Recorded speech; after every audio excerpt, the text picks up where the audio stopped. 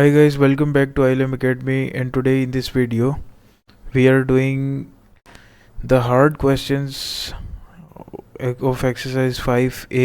ठीक है, जो कि हमारे पास फैक्टराइजेशन हमने करनी थी क्वाड्रेटिक इक्वेशंस की। ठीक है, क्वाड्रेटिक इक्वेशन को फैक्टराइज करना था। तो यार पिछली दो वीडियोस के अंदर मुझे लगा था कि हाँ यार आप लोगों के कॉन्सेप्ट क्लियर नहीं हुए होंगे, इसलिए जो है मैंने इस वीडियो के अंदर जो है इसको और इजी करने की कोशिश की है। हम ये ट्राई करेंगे आज कि सबसे मुश्किल क्वेश्चंस सबसे इजी वे में किस तरह सॉल्व हो सकते हैं। ठीक है, देखो ये जो क्वेश्चन लिखा हुआ है ना हमारे पास स्क्रीन के ऊपर, 1/2x² minus 11/4x plus 5/4 is equals to 0। ये मुश्किल क्वेश्चंस में से एक है, मुश्किल भी कह सकते हैं और इसको लेंथी भी कह सकते हैं। इससे ज़्यादा हार्ड क्वेश्चन क्वाड्रेटिक इक्वेशन के फैक्टराइजेशन में नहीं आता। एक ये और एक और मैं इस वीडियो में करवाऊंगा, कि टोटल 2 क्वेश्चंस करवाऊंगा। फर्स्ट ऑफ ऑल, जब भी आपको इस तरह फ्रैक्शन के अंदर क्वेश्चन आ जाए तो सबसे पहले तो आपने उसकी फ्रैक्शन को ख़त्म करना है। अब फ्रैक्शन को ख़त्म किस तरह करना है यार, देखो हमारे पास है 1/2x का स्क्वायर, फिर हमारे पास है माइनस 11/4, फिर हमारे पास है प्लस 5/4 इज इक्वल्स टू 0। ठीक है, अब ये सिस्टम है कि यार अगर मैं इसका एलसीएम लूँ तीनों फ्रैक्शंस का, जब भी हमें फ्रैक्शंस को प्लस या माइनस करना होता है तो हम इनका एलसीएम लेते हैं। ठीक है, तो एलसीएम किस तरह लिया जाता है, इस तरह आप ले लेते हैं 2, फिर आप कर लेते हैं 4, फिर लिख लेते हैं 4, नीचे वाले डिनोमिनेटर्स जो हैं उनको एक लाइन के अंदर लिख लेते हैं, जिस तरह मैंने इधर कॉर्नर वाली स्क्रीन कॉर्नर पे लिखा हुआ है। ठीक है, टॉप राइट कॉर्नर के ऊपर। अब इनको आपने सबसे पहले सबसे छोटे टेबल से डिवाइड करना होता है, जिस तरह एलसीएम लिया जाता है। ठीक है, तो मैं 2 से करूँगा तो ये 2 1 ज़ा 2, 2 2 ज़ा 4 एंड अगेन 2 2 ज़ा 4।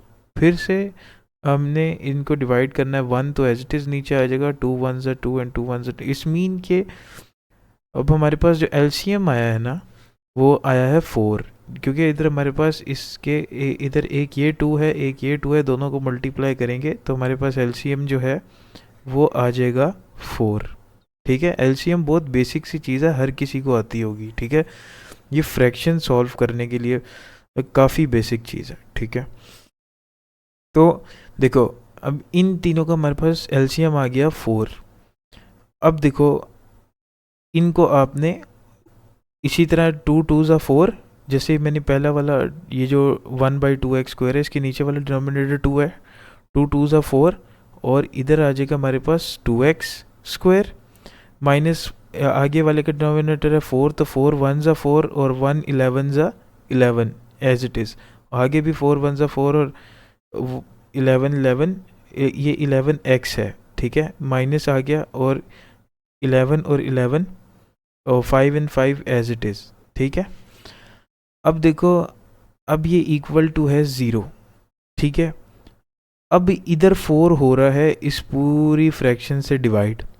अगर मैं इस 4 को उधर ले जाऊं इक्वल की दूसरी साइड पे तो ये होगा 0 से मल्टीप्लाई। तो हमारे पास पीछे क्या बचेगा, 2x² minus 11x minus 5 is equals to 0। क्योंकि 4 जब 0 से मल्टीप्लाई होगा तो ऑब्वियसली हमारे पास बैक पे 0 ही बचेगा, क्योंकि किसी भी चीज़ को आप जब 0 से मल्टीप्लाई करते हैं तो वो 0 ही रहती है। अब ये तो फ्रैक्शन से क्वेश्चन की ओरिजिनल फॉर्म के अंदर हम लोग इसको ले आए। अब ओरिजिनल फॉर्म से यहाँ से बेसिक क्वेश्चन जो है वो सॉल्व होना हमारा स्टार्ट होता है। ठीक है, तो यार देखो पहले तो हमने इसको सॉल्व करने से पहले इसकी मिड वैल्यू देखनी, ऑड है या इवन है। 11 देख लो ऑड नंबर्स में आता है। ठीक है, अब आपने क्या करना है, आपने इस 11 को छोड़ देना है। आपने जो फर्स्ट आपका नंबर है जो कि 2 है और जो लास्ट नंबर है जो कि 5 है, इन दोनों को कर देना है मल्टीप्लाई। मल्टीप्लाई करके हमारे पास वैल्यू जो है वो 10 आ जाती है। ठीक है, अब 10 के हमने ऐसे फैक्टर्स बनाने हैं, ठीक है, जो मल्टीप्लाई होके 10 आए और माइनस या प्लस होके 11 आए। तो देखो अगर मैं 10 मल्टीप्लाई बाय 1 करता हूँ तो हमारे पास आंसर 10 आता है, और अगर मैं 10 में प्लस 1 करता हूँ तो हमारे पास आंसर 11 आता है। इसका मतलब हम ये वाले फैक्टर्स चूज़ करेंगे। अच्छा, ये पहली जैसे 2 और मैंने 5 को मल्टीप्लाई की करके 10 निकाला ना, ये आपने सिर्फ तब करना है जब आपकी सेंटर वाली जो वैल्यू है जो कि 11 है वो ऑड हो। अगर इवन है तो फिर आपने ये हरकत नहीं करनी, ठीक है, ये ऑड की बेसिस के ऊपर आपने करना है। तो भाई हम इसी तरह जो है ना अब 10 और 1 को लेंगे और उससे हम फैक्टराइजेशन करेंगे, ठीक है। अब फैक्टराइजेशन किस तरह होगी ये देख लो। देखो first of all 2x square as it is नीचे ले आओ, ठीक है, और उसके बाद उसके साथ 1 की जगह, क्योंकि ऑब्वियसली अब मैंने जो 1 लाना है यहाँ पे, ये वाला 1, इसकी जगह मैं ओनली 1 की जगह x लिख दूंगा, ठीक है, क्योंकि मुझे 10 के साथ भी x लगाना और 1 के साथ भी x लगाना, और 1 के साथ जब x लगता है तो उसको आप खाली x भी लिख दो तो कोई मसला नहीं, ठीक है ना। इसलिए जो है मैंने उसको एज इट इज़ रख दिया, x रख दिया, ठीक है। अब इधर तो माइनस था, आपने एज इट इज़ माइनस लगा दिया है, ठीक है। इधर एक और माइनस आएगा आपके पास, ठीक है, जो कि हमारे पास आ जाएगा 10x, ठीक है, और इधर आपके पास आ जाएगा पॉजिटिव 5। अब 10 मैंने लिया ऊपर वाले फैक्टर्स से जो हमने फैक्टर्स निकाले, और 1 भी लिया मैंने ऊपर वाले फैक्टर्स से जो हमने फैक्टर निकाले। अब सवाल ये पैदा होता है आपके माइंड में, ये आ रहा होगा कि यार मैंने ये वाला माइनस क्यों लगाया। तो ये वाला माइनस इसलिए लगाया कि देखो यार मुझे जो वैल्यू है ना मिडल वाली वो -11x चाहिए, सिर्फ 11x नहीं चाहिए। तो इस वजह से और ऑब्वियसली हमने, अगर मैं खाली एक माइनस लगाता और ये 10 और x के बीच में प्लस लगा देता तो हमारे पास इसको ऐड या माइनस करके वैल्यू 9 आनी थी, ठीक है, क्योंकि माइनस प्लस माइनस होता है। तो अगर मैं देखो जिस तरह -x को अगर मैं -10x करूँगा तो देखो माइनस माइनस प्लस होता है और साइन हमेशा बड़े वाले का साथ लगता है, तो ये -11x बनेगा। दैट्स वाई मैंने ये जो माइनस है ये लगाया, ठीक है। अब हमने क्या करना है, इसके हमने फैक्टर्स बनाने, ठीक है। अब इसके फैक्टर्स कैसे बनाने, फर्स्ट ऑफ ऑल आपने ये वाले डिजिट्स को लेना और इसकी फैक्टराइजेशन कर देनी है, मतलब कॉमन ले लेना है इसमें से कुछ भी जो कॉमन आ रहा हो इन दोनों डिजिट्स में। जैसे यहाँ पे सिर्फ x कॉमन आता है तो मैंने x कॉमन ले लिया और ब्रैकेट के अंदर क्या आ गया मेरे पास 2x माइनस 1, ओके हो गया। उसके बाद मैंने इधर फिर से जो है मुझे, अब मैं क्या कॉमन लूँगा इन दोनों में से मुझे क्या कॉमन लेना है, इन दोनों में से मुझे कॉमन लेना है -5, ठीक है, और इधर मुझे फिर से वो कर देना है जी 2x माइनस 1 और इज इक्वल्स टू हमारे पास आ जाएगा 0, ठीक है। अब देखो अब हमारे पास वही वाली सिचुएशन आ गई कि दो ब्रैकेट्स हमारे पास एक जैसे हो गए हैं 2x माइनस 1 वाले, और एक जो बाहर हमारे पास वैल्यूज़ हैं वो x और -5 बची। तो इस सिनेरियो में आपको पता है हम क्या करते हैं कि पहले आप बाहर वाले लिख दोगे x माइनस 5 एक ब्रैकेट के अंदर, और दूसरा आप 2x माइनस 1 जो है वो अलग ब्रैकेट के अंदर लिख दोगे और इसको इक्वल्स टू कर दोगे 0, ठीक है। अब इसके बाद आपने इसको फर्दर किस तरह सॉल्व करना है, एक जगह आप कर दो x minus 5 is equals to 0 और दूसरी जगह आप कर दो 2x minus 1 is equals to 0। x is equals to जब -5 0 की दूसरी इक्वल की दूसरी साइड पर जाएगा तो ये +5 आ जाएगा, और इधर आपका 2x minus 1 is equals to 0 था, ठीक है, ये 1 जब उधर जाएगा तो ये पॉजिटिव 1 में बन जाएगा, ठीक है। तो ये आपके पास आ जाएगा 2x इज इक्वल्स टू 1 और फिर x is equals to 1 divided by 2, ठीक है। तो इस तरह करके आपका ये क्वेश्चन सॉल्व होगा, ठीक है। ये क्वेश्चन जो है इसको काफ़ी गौर से, वरना स्किप किए बगैर देखना, क्योंकि ये इसके अंदर साइंस का बहुत ज़्यादा जो है ना वो मसला आ जाता है अगर आप साइंस को प्रॉपर वे में ना देखो तो, ठीक है। अब इससे थोड़ा सा मुश्किल और एक क्वेश्चन मैंने फाइंड किया था, जो ये है 2 minus 3.5y minus 9.75y square is equals to 0। तो यार देखो, जब भी पॉइंट का कोई भी सवाल आ जाए ना तो उसका सबसे पहले फ्रैक्शन में कन्वर्ट कर लिया करो, वो आपके लिए बहुत इजी हो जाता है सॉल्व करना। जैसे देखो, ये मेरे पास आ गया 2, इसको अगर मैं 2/1 कर लूँ तो भी वही बात है, ठीक है। अगर मैं 2 को 2/1 लिख लूँ तो भी वही बात है, खाली 2 लिख लूँ तो भी वही बात है, ठीक है। अब इधर जो 3.5 है, इसको अगर आपने फ्रैक्शन में बदलना हो तो आप किस तरह बदलोगे? देखो यार, फ्रैक्शन में बदलने में मैं आपको बताता हूँ, बहुत ही सिंपल और इजी मेथड है। जैसे ये आपके पास लिखा हुआ है 3.5, तो आपने देखना है कि पॉइंट की राइट साइड पे कितने डिजिट्स हैं। देखो, जैसे कि हमारे पॉइंट के राइट साइड पे सिर्फ एक ही डिजिट है 5, तो हमने क्या करना है, इसमें से पॉइंट ख़त्म कर देना है। ऊपर हम लिख देंगे 35 और नीचे हम 1 के साथ एक 0 लगा देंगे, क्योंकि पॉइंट के राइट साइड पे सिर्फ एक डिजिट था 5, तो नीचे भी 1 के साथ सिर्फ एक 0 लगेगा, तो ये 10 हो जाएगा। तो 35 डिवाइडेड बाई 10, एक हमारे पास ये फ्रैक्शन आ गई। दूसरी है 9.75। अब 9.75 को भी आप उसी तरह करोगे। देखो 9.75 है ना, इसकी राइट साइड पे जो है आपकी कितने बन रहे हैं, 1 और 2 डिजिट्स बन रहे हैं, ठीक है।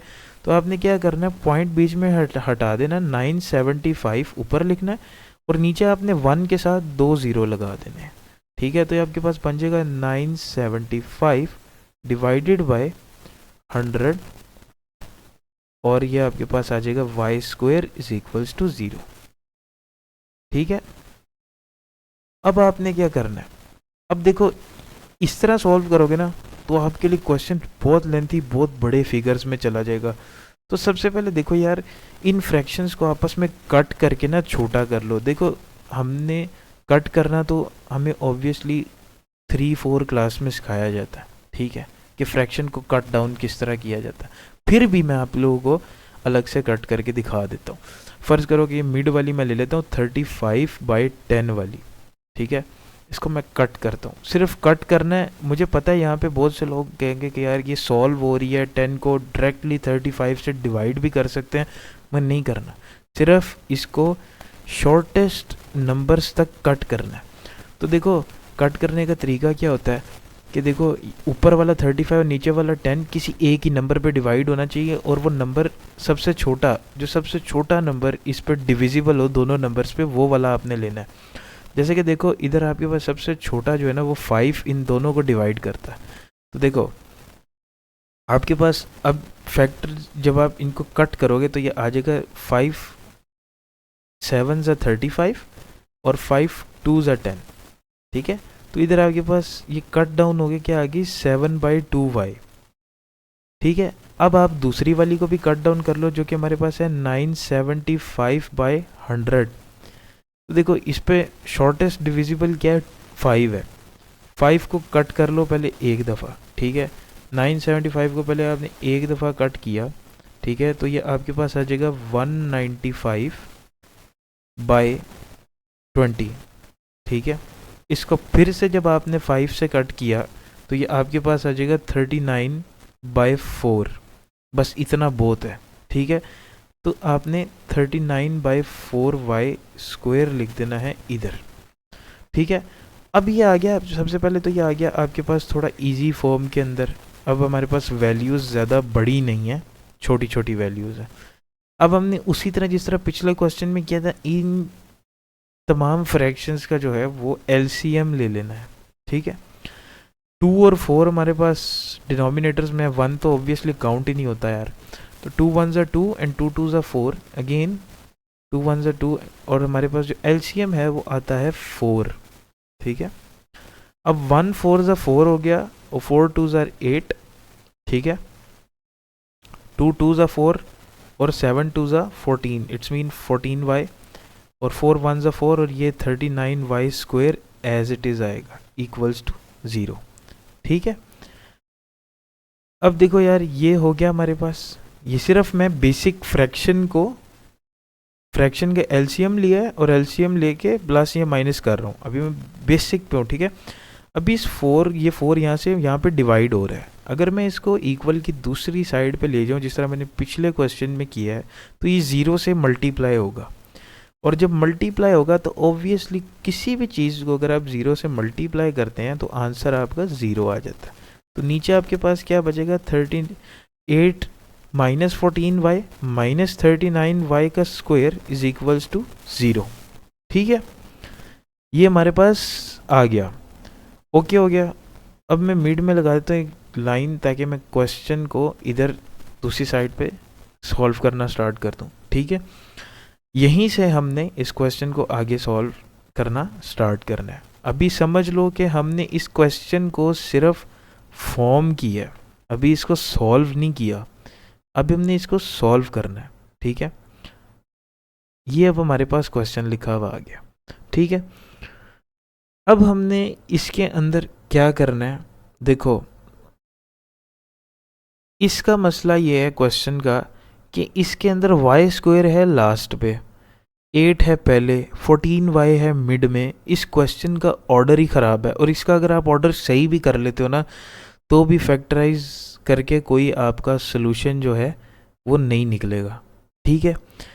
तो इसमें जो है ना आपको फैक्टराइज जो है ना वो आप इसके अंदर नहीं कर सकते, ठीक है। ऐसे कि मतलब आप में से कोई के यार 39y स्क्वायर में पहले रख दूं और 14y मिड में रख दूं और फिर 8 जो है वो लास्ट पे रख दूं, इसको इसी तरह से सॉल्व कर सकते हैं हम, इसीलिए ये डिफ़िकल्ट है, ठीक है। तो यार सबसे पहले हमने क्या देखना है कि देखो 39 एक ऑड नंबर्स में आ रहा है, ठीक है हमारे पास। तो हमने क्या करना है, लास्ट डिजिट हम देख रहे हैं हमारे पास ऑड नंबर्स में आ रहा है और कोई भी इसके ऐसे फैक्टर जो हैं वो बन नहीं रहे, ठीक है, जो ऐड या माइनस हो के हमारे पास वो एग्जैक्ट वैल्यूज़ आए, ठीक है। तो हमें ये देखना है कि हमने ऐसा क्या करना है कि हमने जो है इसको सॉल्व करना हो, ठीक है। तो देखो सबसे पहले आप क्या करो, मोस्ट इजी मेथड वही जो मैंने पिछले क्वेश्चन में कि लास्ट वैल्यू और फर्स्ट वैल्यू को मल्टीप्लाई करो, मल्टीप्लाई करके देखो हमारे पास क्या आंसर आता है। आंसर हमारे पास आएगा 312, ठीक है। 312 के मैं इधर लिख देता हूँ नीचे, हमारे पास आंसर आ रहा है 312। अगर मैं 312 के कोई ऐसे फैक्टर बनाऊँ जिनको प्लस या माइनस करके 14 आए, -14 आए, तो वो कुछ ये फैक्टर्स होंगे 12 मल्टीप्लाई बाय 26। 12 को अगर आप मल्टीप्लाई करोगे 26 से तो 312 आएगा और अगर आप इसको माइनस करते हो तो आंसर 14 आएगा जो कि हमारी मिड वैल्यू है। इसका मतलब है कि हमें यही वाले फैक्टर्स को पिक करना है, पिक करके इनको प्लेस किस तरह करना है वो मेन चीज़ है।